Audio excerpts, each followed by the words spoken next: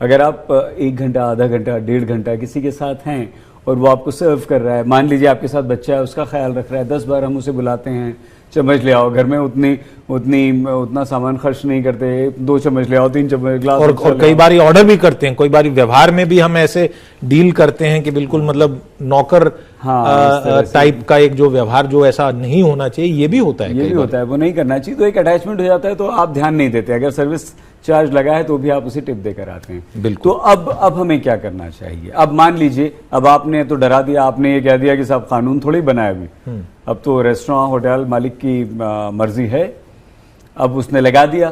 देखिए इसका असर, देखिए इस गाइडलाइन का असर ये होगा कि मुझे नहीं लगता है कि कोई भी जो ऑर्गेनाइज्ड बड़े हैं जो लगाते थे वो सर्विस चार्ज अब लगाएंगे, क्योंकि कौन झंझट ले, कंप्लेंट होगी, ईमेल होगी, फिर होगा 100 रुपए का सर्विस चार्ज होगा, क्या पता 500 रुपए का बाकी खर्चा पड़ जाए।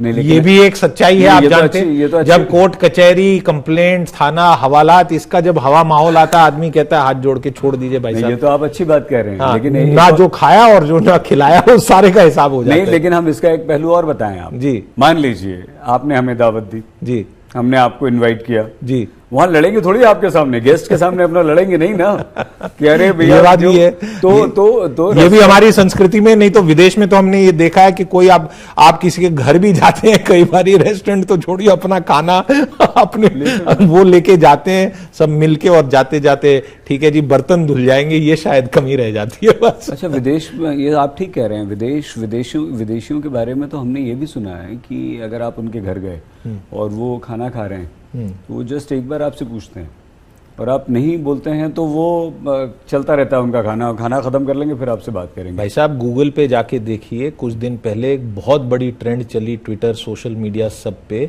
स्वीडन में एक जगह पे बच्चों के साथ जो साथी थे वो भी वहीं रहे, वो भूखे रह गए क्योंकि बच्चे को वहां पे दूसरे घर से बुलाए हुए बच्चों को खाना खिलाने का प्रचलन नहीं है, और इस पे बहुत बड़ा बवाल मचा, मतलब लाखों की संख्या में इसमें टिप्पणी हुई कि ये बताइए कैसी संस्कृति है। वहां की ये संस्कृति मानती है कि नहीं, उनको अपने घर में ज्यादा पोषक खाना मिलेगा तो वहीं खाने दीजिए। तो ऐसे ऐसे अलग अलग पहलू और आयाम है, दुनिया इतनी रंगीन बड़ी हसीन है, अलग अलग चीजें देखने समझने को मिलती है। और सिद्धार्थ जी, हमारा देश कितना प्यारा है ना। हाँ। आप मेरे घर आ जाइए, मैं आपके घर चले जाऊं तो अपनी जो मम्मियां हैं या भाभी हमारी जो हैं, हाँ, वो तो हम कितना ही यहाँ तक फुल होकर आए, वहां सर्विस चार्ज देख के तो दिखाइए कितनी बुरी तरीके से शायद थप्पड़ भी खाने को मिल जाएगा। नहीं, हम दूसरी बात कह रहे हैं, हम कह रहे हैं कि हम कितना ही आप या हम कितना ही अपने घर से खाकर आए, बाहर से कहीं खाकर आए, तो आपकी मजबूरी हो जाएगी, ओवर ईटिंग हो जाए, बदहजमी हो जाए, लेकिन आपको खाना है। हमारे एक मित्र हैं,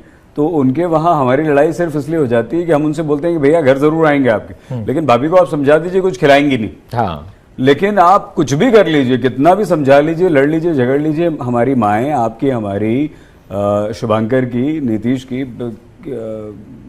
अंकुश की, किसी की भी, अगर हम घर पहुंच गए तो कितना भी वो कुछ ना कुछ तो खिलाएंगी ही खिलाएंगी, नहीं खिलाएंगे तो उनका पूरा नहीं। देखिए ये संस्कार है, और इस देश में ऐसा संस्कार कि आप बिन बुलाए भी कहीं पहुंच जाएं तो और कहें कि भूखा हूं, अरे वो तो फिर तो कहना ही मैं बिल्कुल दावे से ये डंके की चोट पे कहता हूं कि इस अपने देश के बराबर दुनिया में इस मामले में कोई देश नहीं है, एकदम 100%, इसमें एक रत्ती भर भी डाउट नहीं होना चाहिए।